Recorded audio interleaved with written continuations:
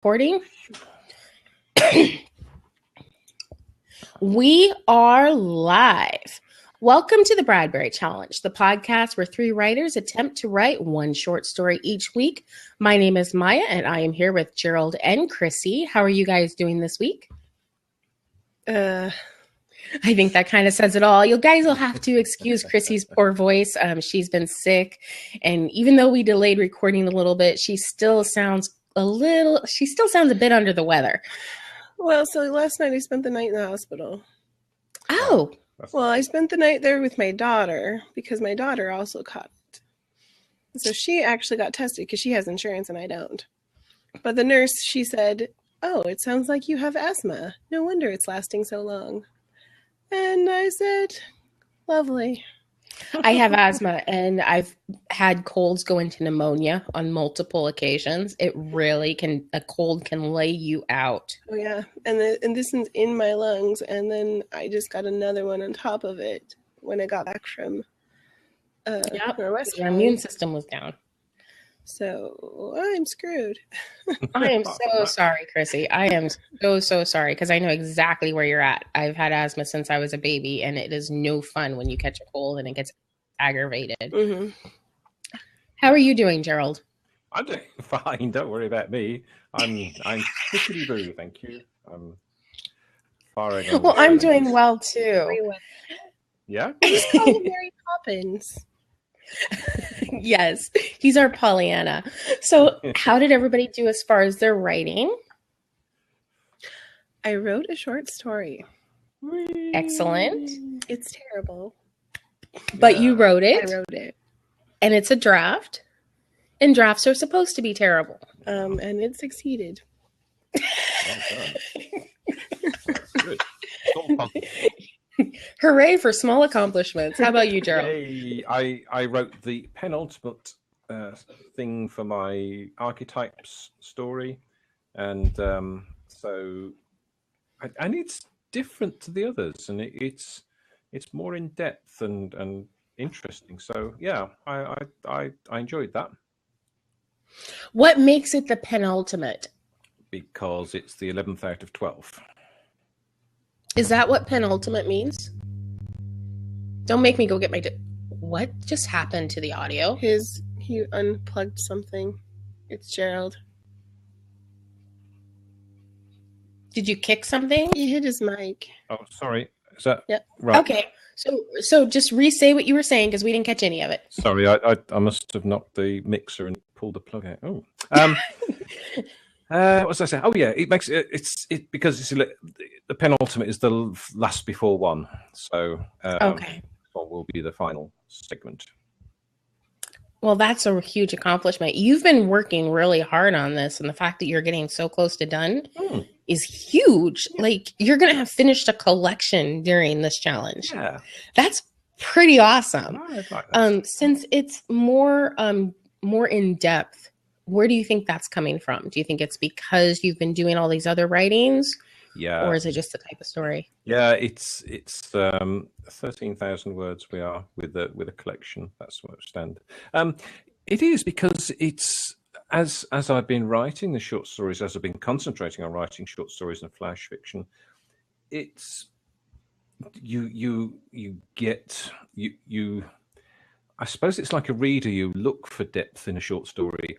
And as an author, you're pushing to find the depth to tell the reader, and so it's not just a da da da da da and this happened, that happened. It's what's happening, what's sort of happening, what might be happening. So there's a lot more to it, and so I'm so happy that I'm back into short stories. Well, I'm really happy for you. And I finished my story, but I'm not sure if it actually is a story. It brings up the age-old question of what is a short story? It's something we've been talking about a lot on the Literary Roadhouse podcast. And it definitely came up in this week's project for me where I'm like, is this a slice of life? Is this a segment? Is this a short story? Like, what is this? And I don't know. I really don't know. It doesn't have much plot, if any. Because it's funny. I write literary fiction, but all my literary fiction has a plot, and I don't know if it just isn't a story or if it's just different. Well, the story I wrote last week had no dialogue, and it was one scene and a bunch of reflection.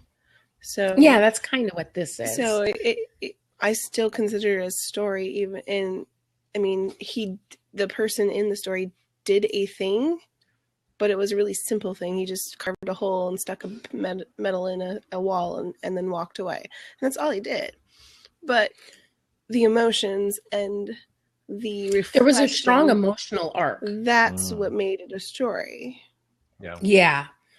And I think that's what I need to figure out is what is the emotional arc in this piece? And have I captured it?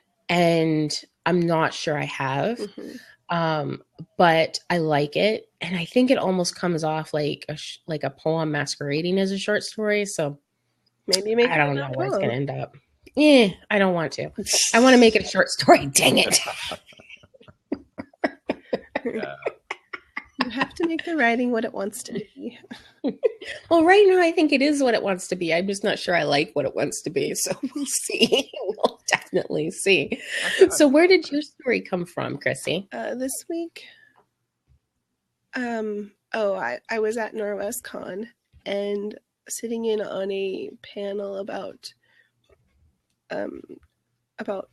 artificial life forms that you could create from like genetic combinations or transmutation or bioengineering. They were talking about science fiction and fantasy origin species and how they might work, like how dragons might actually breathe fire and stuff. And somebody had said something about longevity and how to make a person live forever, and if they thought that would work. And so I got to thinking about it. I'm like, what if everybody could live forever? Besides all the problems of overpopulation and what happens with children and stuff, what if everyone could live forever and somebody decided, I don't want to? And that's where I went with it. And I think I have the bones of a story, but it isn't in the form of a story yet. So, but you're going to be able to massage it into one. It sounds like a great concept. I'm going to have to rewrite the entire thing. Of course. Well, I've got a couple of those. I got a lot of them. It's like, I like where it's going, but I'm going to have to rewrite the whole thing. Yeah. But I like the fact that this challenge is, I have written more science fiction in the last couple of months than I've written in a very long time. And it's really cool. That is awesome. And I think, I like it. Mm-hmm. I think a challenge like this is also an opportunity to experiment a bit with your writing. So try something different. Don't sort of think that you have to be channeled into what you normally write in longer works, but you can just play around with fiction. You can play around with a story, with how you tell the story. And I think that's a really exciting thing to do. Mm-hmm. I like how you said the word play, because I think that is becoming like the main thing I'm learning from this challenge. Given what I normally write, I've written several stories that were way outside my wheelhouse that I never would have written if it weren't for this challenge. Case in point, the speculative story with the girl that can't see color. Like, that story would never have come out of me if it wasn't for this challenge. And, the story I wrote for this week, I think I might have written it, but I don't think I would have written it the way I wrote it. I don't think I would have written it fast and just let the emotion come out. I think I would have sat down and plotted it and constructed it and done all that stuff, which in the long run would have been better in that it would have been more formed as a short story, but I may have lost some of just the coreness of it. And so, I think this challenge is a great opportunity to play with writing, especially when you have projects that are like really serious or sucking up your time. To have this as an outlet is really nice. Yeah. I think it also, because there's a technique to writing short fiction, and if when you've spent a bit of time writing long fiction, novellas and novels, it's kind of hard to get back into that, because you just, telling the story, but then when, it might be different for you, Maya, with your literary fiction, long writing, but for me, certainly with my genre writing, it's a very different a very different thing to do, to write short fiction. But I'm really enjoying it, and thankful that we're doing this challenge. It's interesting. I don't think I've sat down and really thought about the difference between my short fiction and my long fiction. I think they're a lot more similar than they are dissimilar. Yeah. I think that because I focus so much on nuance and such minute details, that my short fiction takes almost as long to write as my long fiction. Like some of my finished stories, literally, they've taken months to get there. So it isn't a time thing. And the word economy that I have in my short fiction, I actually strive to achieve it in my long fiction. So a lot of times I'll go back through my long fiction. I'll say, does this need to be here? What would this sound like if it was a short story? And then I'll try to do what my poetry teacher made me do and like cut 10%. And then once I've cut 10%, I'll rate it, and then I'll cut another 10%. And just try to drill it down to the main story. I think the biggest difference between my long fiction and my short fiction is the amount of threads. So in my short fiction, there tends to be one thread that I'm following, whereas in my longer fiction, there's one main thread, but there's several minor threads, and they're all like interacting in some way. Yeah. And so they're kind of similar, but they're not. They're dependent on each other. Yeah. A mutually beneficial organism. Yeah. I can see that. I think a lot of my short fiction ends up being a short scene of something that could be a longer work, because I have a lot of them where people are like, I want to see more of this world. I want to read more. Mm-hmm. Yeah. We ran into that this week with Literary Roadhouse. We read a piece that we argued about whether or not it was a short story. It was called Drone, but it was an excerpt from a novel that's in production. And it definitely was a piece of a larger piece, and we had some serious argument over whether or not it qualified as a short story, because it definitely was part of something bigger. Mm-hmm. But at the same time, I like the story that I wrote this week, I think falls into that realm. I think it is part of something bigger. And I look at some of my short stories, and they definitely are snapshots of something bigger. But the question is, does the something bigger need to exist? And I think a lot of times it doesn't. Yeah. Sometimes you can imply the something bigger, and that's enough. And I think that's what I did with last week's short story, was I implied a greater universe outside of this wall. Yeah, exactly. And sometimes the something bigger is just something that you want to leave for the reader to ponder and hate you for. I like authors sometimes that leave me to ponder and hate them temporarily until they write something new. Dang it, I want to know what happens. I guess I've just got to find closure. Yeah, that's kind of funny, because I think with my long writing, they are long stories. They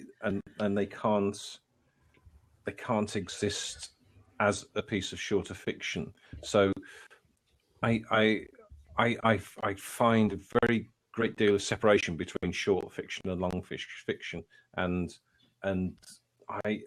the two almost never cross over for me. My short fiction is locked down. It's what it is, and my long fiction is part of a bigger story with a lot of plot going on. And I do find, I almost never find that writing a short fiction, I never sort of think this could make a much bigger piece. Maybe I don't know why. I just can't compartmentalize it, I think. I think part of it is that Gerald, you write vignettes about people, whereas I'm a world builder. Yeah. I like creating vast universes and setting a single scene in that universe, but I have a whole universe there, so everything is like surrounding it. So there's more story. You know, it's funny. The work in progress, the novel that I'm working on, it actually wrote a short story maybe a year before, and it is what sparked the novel. It's not part of the novel, but it's like it sparked. It's like a spark of the catalyst for what happens in the novel. And I wrote the short story, and it didn't leave me alone. It's like it haunted me for another year. Mm-hmm. And then I started thinking, well, what would happen generations later? And then I was reading all these articles about genetic memory, and I was talking to my friend about African religion and ancestor worship, and like this old short story just kept nagging in the back of my head. And it was essentially the story of like the great ancestor of the character that is in my novel. And I'm just like, I've heard that before, where people write a short story and then later on it bugs them and they end up writing a novel based on it. And I didn't get that until I wrote Past. And it definitely, I didn't realize just how much that short story had influenced that book until I went back and I read the short story again after I'd finished the rough draft. I was like, this story would never have happened. This novel never would have happened if I hadn't have written this short story. Yeah. Yeah. Sometimes stories are there.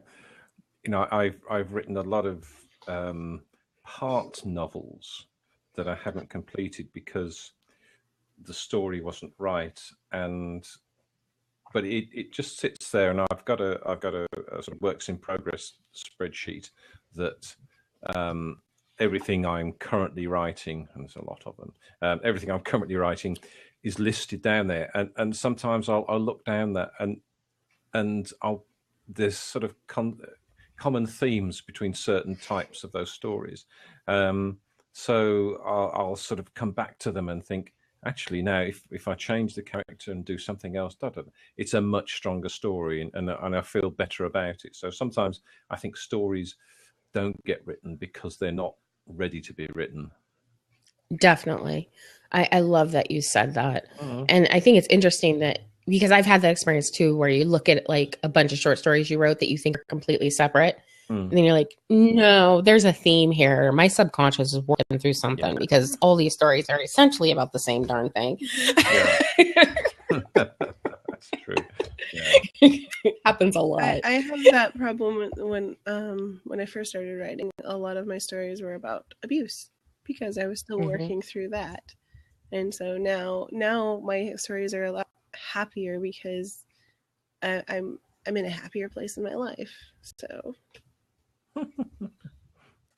besides being sick like 24/7 for the last 2.5 months, whatever. Yeah.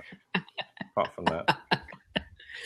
So my question for you guys is, as you were writing your short stories this week, was there anything that came up for you on an emotional level?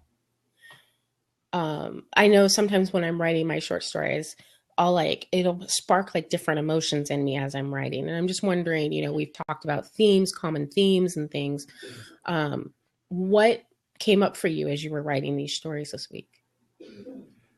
Yeah, mine featured, as I say, it was part of this sort of 12 archetype story that I'm doing, and this week's character is an old comedian who's very much out of favor.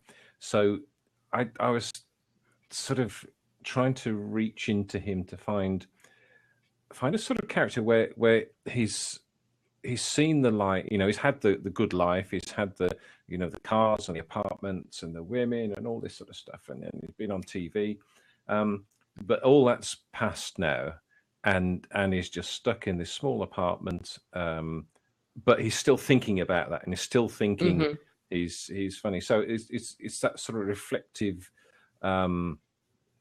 reflecting back on better times, and sort of wishing and angry that he can't live those times now because tastes have changed, and we've moved on, and that sort of comedian is no longer acceptable or liked or popular. So that's what he feels cheated because of that. So Mm-hmm. it's all that, it's a bit of anger, it's a bit of something else whose word I can't remember. Midlife crisis rage. Yeah, it's a bit like that. No, it's not like that at all. It's, ooh, you said that. There was something that then.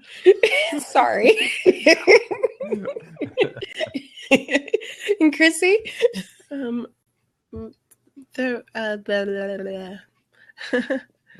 Good. It was, so he reaches the end of, or he's lived for centuries, and so he feels there's nothing left to do.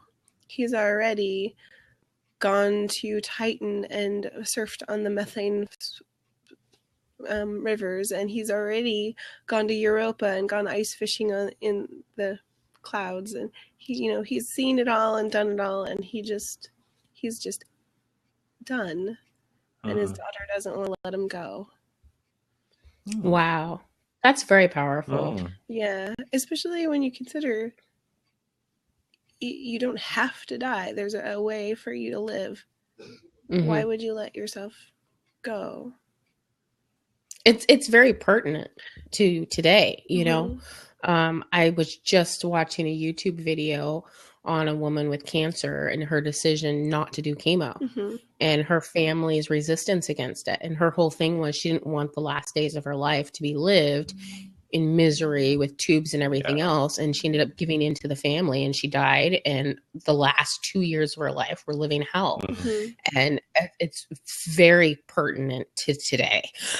But it's good. But by writing it as sci-fi, you're able to approach it on a level that I was thinking might be so uncomfortable readers might turn off if you were writing it as a contemporary story. Well, and I'm also thinking in the future wise, when we do have the ability to like rejuvenate ourselves or even upload our brains into a computer, some people are going to choose not to do it because they just want that piece. There's some people welcome death as a warm embrace. They've reached the end of their life. They've done a lot. They've watched their children grow up. They feel like they've accomplished what they came here to do, and they're just ready. And there's nothing wrong with that. But our family holds on. And I think that's a really common human experience. Yes, very, very common human experience. Yes, it's kind of my story. No, it's kind of funny because I've had two people die sort of reasonably close to me this year, and it sort of started me thinking about life and death as it does, and I think it's I'm of that opinion too, that when you've reached a point where you've done everything you want to do and you've seen everything you want to see, what's the point in struggling and not having a pleasant life when you're going to die anyway? So it's just just a little thought that passed my mind. Yeah, for me, my story this week, it brought up old memories. It really did. It was the story about this young girl who is sleeping in a park, and she's doing it for the first time alone. And there's a desolation and a confusion in her that just felt really familiar. And as I was writing it, I realized that I had to get really close to those 18, 19-year-old emotions in order to write this story. And it was a very uncomfortable feeling. It was a very uncomfortable feeling for me to dive in that close to some of those emotions. And in order to finish my novel, I have the same problem. What do you guys do, in that situation when you know that you're writing too distant because you've got some sort of block of some sort, and you've got to get in closer in order to do the story justice? Take a break. I don't. I don't try to force the story. No. When there's something going on like that, then I will literally take a break. I'll go do something else. I'll go play a game or take a shower or go for a walk, and I will let those thoughts percolate because I know I'm not ready to write that yet.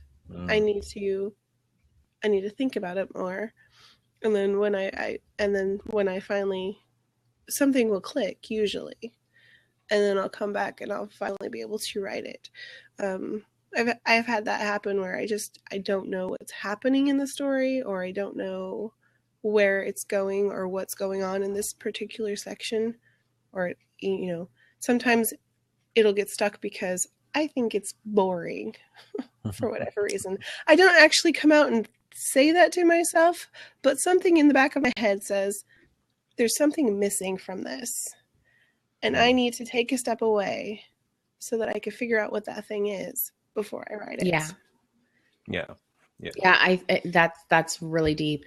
Yeah. And important. So at NorwestCon, I was actually at a panel and I was listening to Annie Boulay, who writes the 20-Sided Sorceress, and she was talking about marrying, writing to market, and writing for yourself. And for the first time ever, she actually said something that made it click to me. So now I have to rewrite my entire series of urban fantasy. And I kind of hate her a little because now I have to switch everything into first person perspective.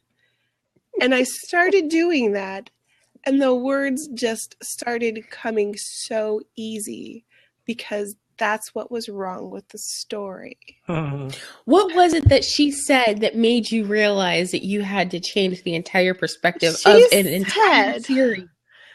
So she writes urban fantasies, and she said, I looked at all of these urban fantasy books and I realized that all of them are first person. And I was like, okay, I read Kim Harrison. I read Diana Rowling, I think her name is. I read Annie Boulay. I read Jim Butcher. I read all of these people. Every single one of them, first person perspective.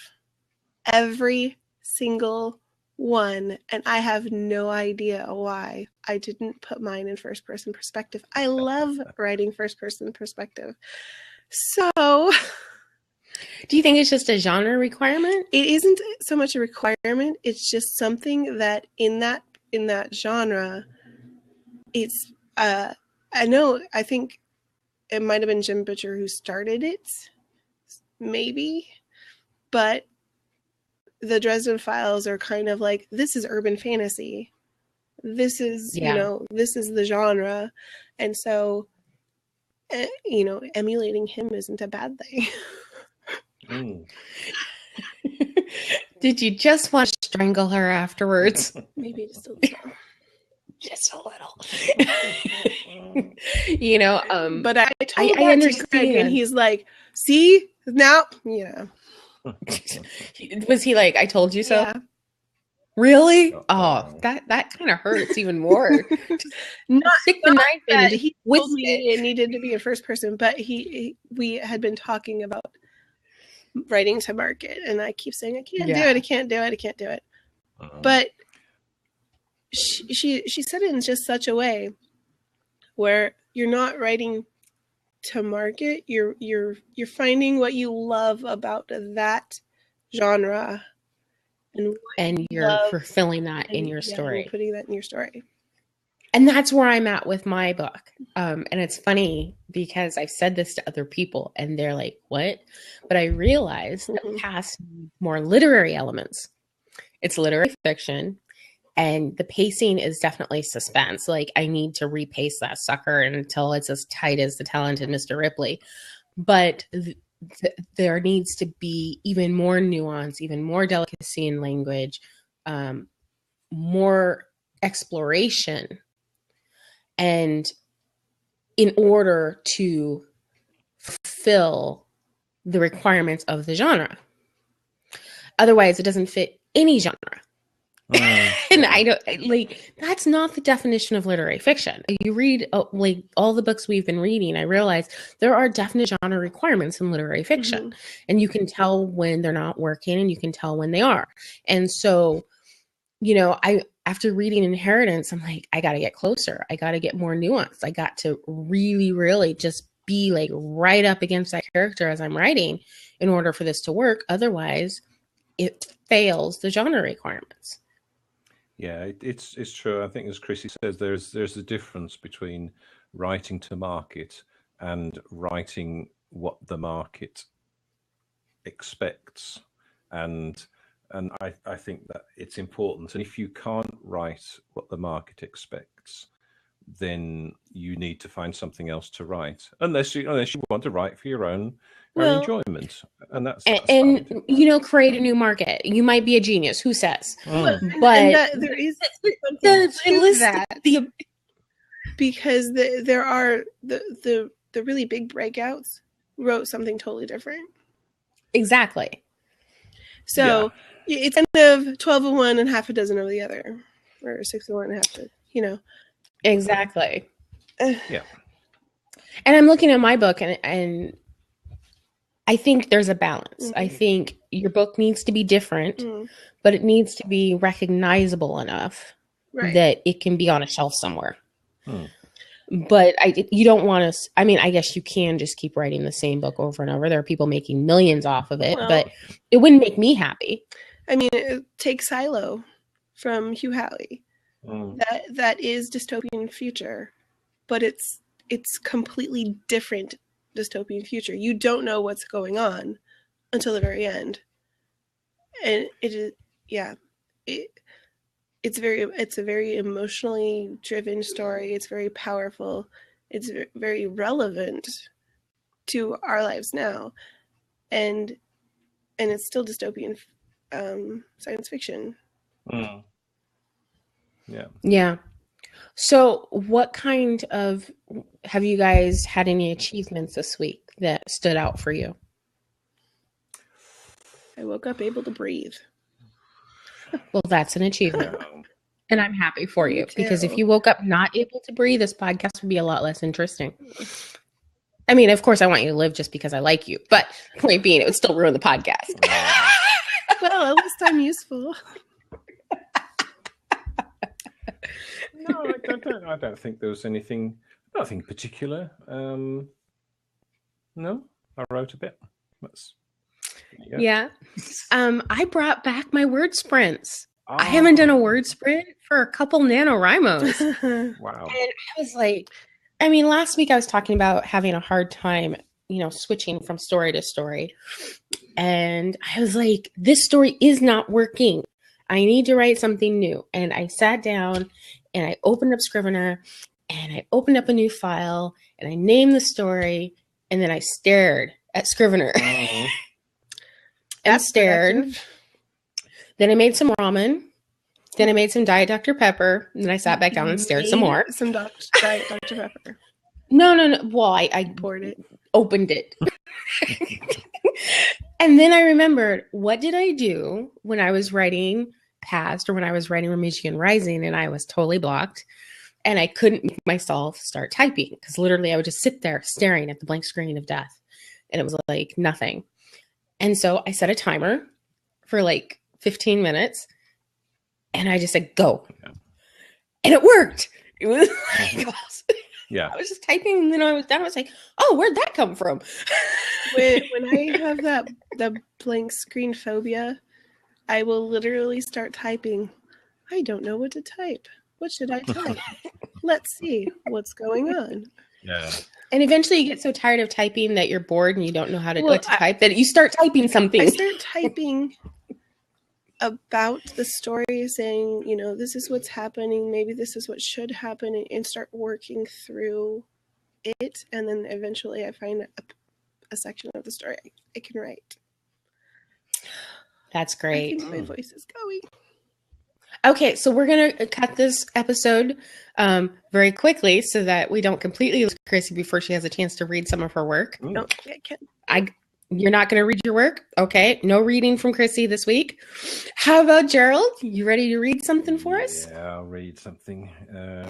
273 words, not too much. It's part of that thing about the aging comedian. Okay. It was good paper. Not cheap like an account overdue reminder or a piece of junk mail. It was thick, heavy, and the folds weren't tight, so the sections of the letter sprang open as he removed it from the envelope. He noticed the name on the headed notepaper. Steelheart Productions. Delaying the inevitable or savouring the moment, either way, he waited. He sat down as though he didn't have a care in the world. Just another annoying request for a VIP attendance. Dear Dave, it sounded like the start of some funny weekly column in Private Eye. It was slightly informal, as though it was from someone he knew. He tried to see through the paper to identify the signature on the bottom, but it was still folded. The thickness of the paper hid everything except a faint depression in the surface. He unfolded the sheet fully now, deliberately keeping his eyes away from everything but the logo and the address at the top. An address in London. Interesting. We are putting together a roadshow. He stopped reading. He hated that word. It conjured up images of trucks speeding along a motorway across a bridge, a stream of pantechnicons crisscrossing the country, bringing with them staging and lighting and sound and camera equipment. Roadshow. He almost felt physically ill. I love that. So I have a question, Gerald. Yeah. What stage of completion is that? Is it totally rough? Has it had once over, or has it been revised? Yeah, it's part of the 270 words. It's 1,400 words, that particular story, and I took that part out, and I've been over it once, so that's as is, you know. So you've had a once over. Once over. Good job. Very good job. Okay, well, this is completely rough, and it has the F word in it. So this episode is going to be explicit. No. I know. Right after you did it, Gerald, but it is what it is.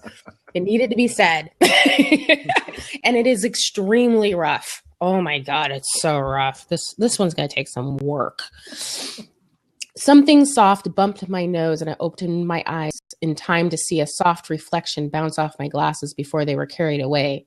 Sleep stifled me, and I shook my head while I untangled my bones from the sleeping bag. Sliding my feet through the camp, I searched, but alas, they were gone.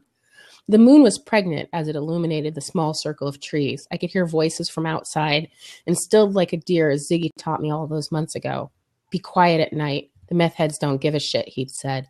I settled onto my sleeping bag and slid my knife out from under my pillow and held my legs tightly. My heart wouldn't slow, and I wondered if it was audible to whatever had stolen my glasses. Maybe the meth freaks could hear it. Don't be silly, I thought. You've slept in the park more times than you can count. Calm the fuck down. I slid under the covers and curled to the side. My eyes drifted and I reached out, but he was gone, and my eyes opened again. The circle was noisy in its silence. Every cricket and footstep echoed the cars in the distance. I knew before long the puttering roar of the Ducati would pass, and it would be time to start my day. Day, night, life. Could I lose any more? I'd left Ziggy in Santa Cruz and took the Greyhound back after leaving my camera in a pawn shop and telling him to suck his own dick. I'd seen those girls who hovered around the street boys, feigning affection in exchange for protection. My pride was always too big for that. You won't last one night. Fuck you. Fine, he shrugged. I don't care. I'd had two choices. Mom always said I was too stubborn. So I laid in the circle of trees, counting my Mississippis until I could go to my boss and beg to work, surrounded by memories. Until I could find the next place to run, to hide, to plead for something real. The problem with reincarnation is that it makes suicide a moot point. Wow. Loved that. So there you go. Loved that. And it's going to take some work, though. It's got some work to do. I think that's pretty good. I think it's pretty good. Why, thank you. I didn't offend your gentle sensibilities. No. I have come across. It's funny because I've got a local writing group coming up this week, and the piece I've written for that has got 2 F words in it, and so I said to the person who runs it, "Is it okay if I do this?" And she said, "If it's relevant and relative, then yes." So okay. You're all adults, right? Yeah. I don't know. I've seen some grown women that are like, yeah. I get all out of shape. Yeah. Well, I'm bummed that Chrissy won't be reading this week because I always love it when she reads. You wouldn't want to hear it. I wouldn't love to hear it. It's that bad. Oh, come on. Mine's bad too. Mine hasn't even had a once over. Yeah, it's more of a thought than. Yeah. Okay, well, I want to thank you both for joining us this week on the Bradbury Challenge. Writing prompt. Oh, yes. Who has our writing prompt for next week? Who's got the writing prompt? I have one. Okay, hit it, Gerald. The writing prompt is a thank you note from someone you don't know. Ooh, I like that. Mm. Okay. I think I can do something with that, Gerald. Yeah. I think that one's doable. A thank you note from someone you don't know. And I want to thank all of our listeners. If you would like more information on the Literary Roadhouse, please visit www.literaryroadhouse.com. And while there, you will find the show notes for the Bradbury Challenge, as well as all of our other podcasts, including Literary Roadhouse, one short story once a week, and the Literary Roadhouse Book Club. Until next time, ciao. Bye. We did it! Another week in the can. Lovely. Episode